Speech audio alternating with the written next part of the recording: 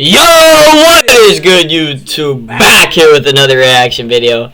We got NFL news update. marrChase continues holdout. Caleb Williams named one of Bears captains. Let's see what this shit's about, bro. Seems like Chase is still holding out.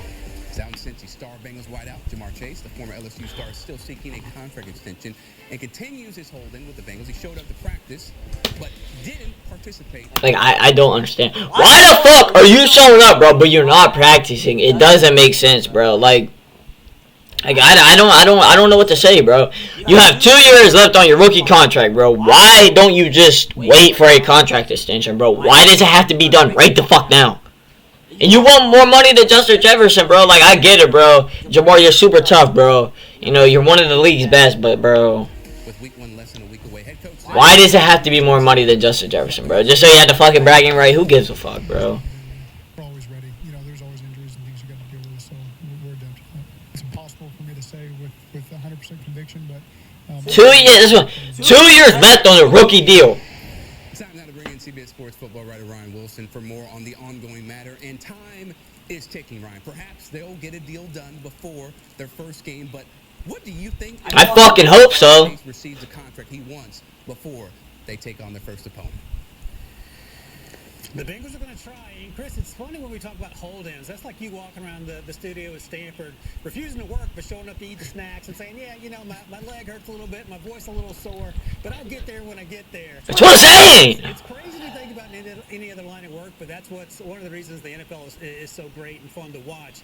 But marrChase is truly special, and he is showing up to work, and he was helping Shag passes today, so helping out the wide receivers coach at practice. But obviously, Zach Taylor wants to see him working with his teammates, getting ready for week 1.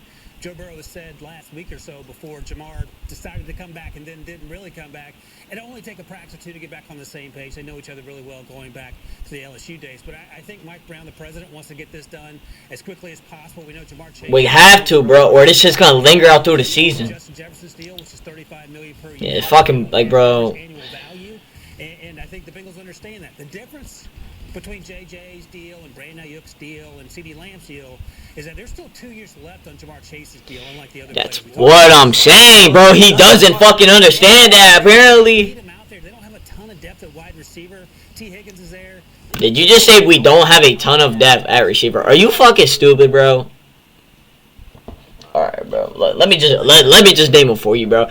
Trent Irwin, bro. Yeah, go ahead and laugh, bro. But he's tough. You got Andre Osivas, bro. You got Charlie Jones, bro. Like, what are you talking about, bro? Get the fuck out of here, bro. In year 2 has made some noise in training camp, but he's not marrChase, and after that, it gets incredibly thin. So we'll see how it sorts itself out. I will say 60% chance it gets done before the start of the season, and if so, everyone will be happy and back on the same page. Yeah, Bengals. I hope so, man. marrChase out on that field because he is a dynamic talent. We don't need him against the Patriots, but, like, yeah, you know what I mean? We want him. Brought out from Florida, Ricky Pearsall on the reserve non-football injury list, which means he's going to be out for at least 4 weeks. Of course, he was shot in the chest in downtown. Fucking sad-ass world, bro. I'm telling you, bro. So what does this mean, in your opinion, for the 49ers offense, if anything?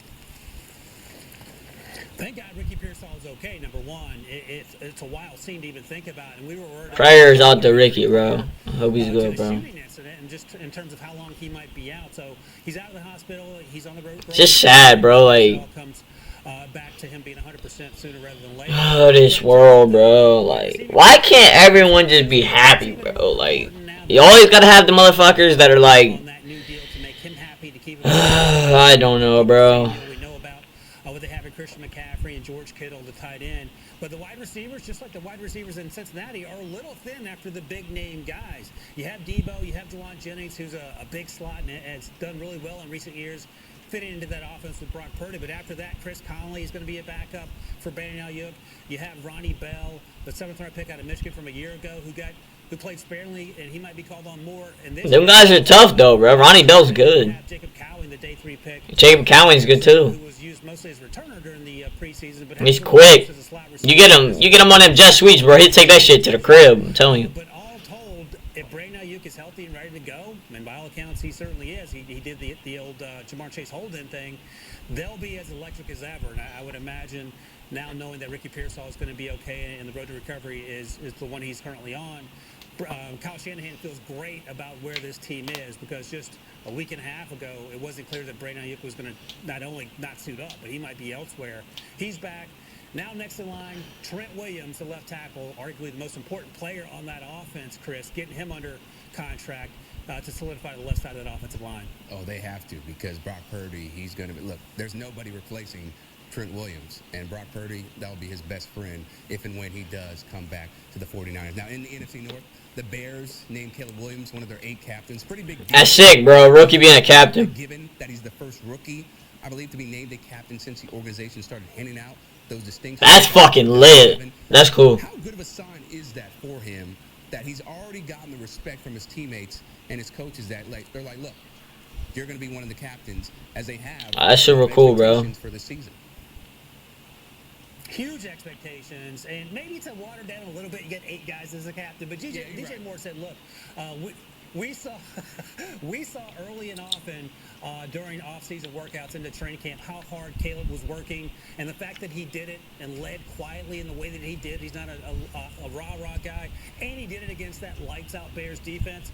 All were indications to us that he has the capability of being a leader, not only in the future, but from Jump Street. And it's funny that Caleb at 22 is one of the captains, and so is Mercedes Lewis at age 40. He's also a captain, the tight end who's been in the league forever. It feels Yeah, Mercedes Lewis been in there a while. Is poised to win more games than they lose, and I think they have a chance for double-digit wins. I don't know if they're going to battle the Lions for the top of the division, but I think they're going to yeah, I think that's the Lions division to win. If you told me in January they end up in the playoffs, I would believe it, and a lot of it's going to have to do with Caleb Williams replicating what we saw C.J. Stroud do a year ago for the Texans. Yeah, you look at the offensive weapons that he has, and Put this under your tongue to rise up whenever you want. Today I will be Another ad.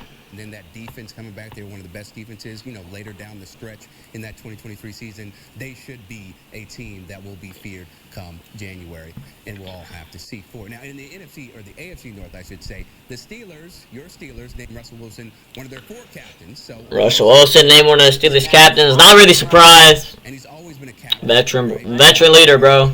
2 years, and then 9 out of the 10 years, he was also a captain for the Seattle Seahawks.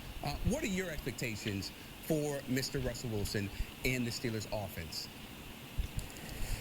Yeah, this is going to be interesting because he has not been the Russell Wilson of the Seattle Seahawks in recent years.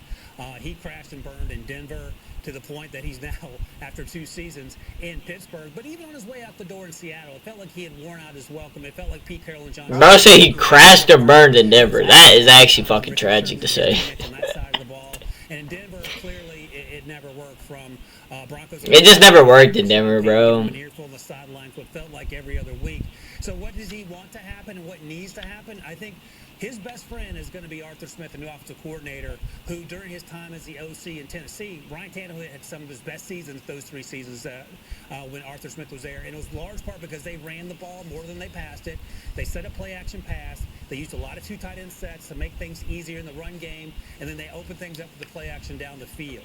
They have a play-action playmaker in George Pickens. They have tight ends who can get things done starting with... I mean, so they got weapons, bro. Got 2 good backs. Time to gel, Chris. But they also have Najee Harris. Jalen Warren should be healthy in time for the season, it looks like, against the Falcons. All those taken together, Russ will not be asked to win the game, put the game on his shoulders. And I think the offense will be a little bit more explosive than it was in previous years with Kenny Pickett and Matt Canada.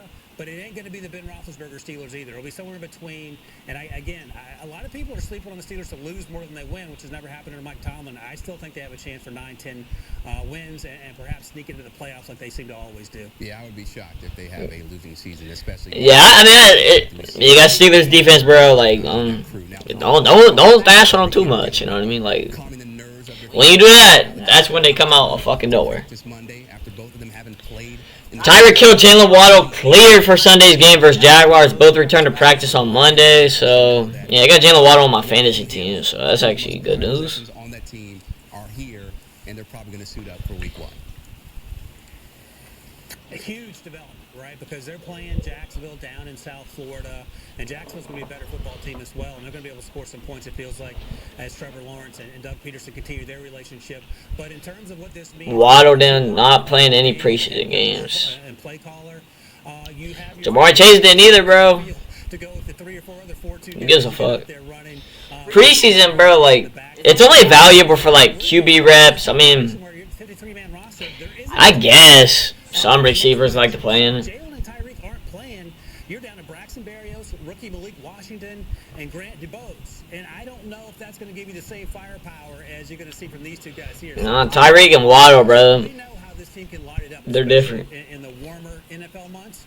We'll see what happens once the snow starts to fall, at least when the leaves start to turn, because the Dolphins seem to slow down to that point. But I'm not going to be shocked if they average 28-plus points a game over the next 2 months, and they're going to have to be able to sustain that, Chris, in order for people to take them seriously as a legit playoff team and a team that can make a deep playoff run.